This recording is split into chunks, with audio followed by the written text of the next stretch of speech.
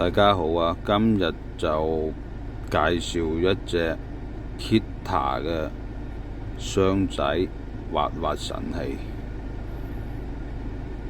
開始。咁就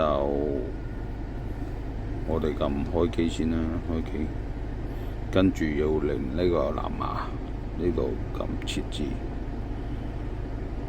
藍牙。咁見到個 W1 就撳落去啦，係咁連接就配對成功啦。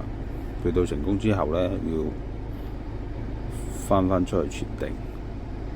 咁 iPhone 呢，一定要用呢個功能，就係有一個叫做輔助功能。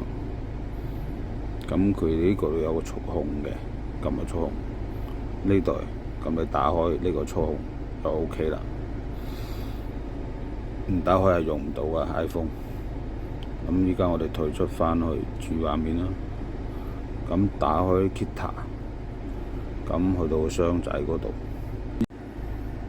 好啦，咁依家呢，佢就有呢個點出現呢，就表示成功噶啦。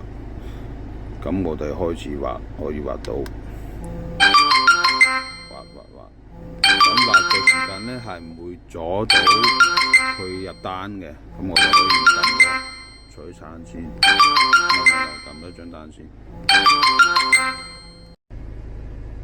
好啦，咁依家呢就畫到單啦。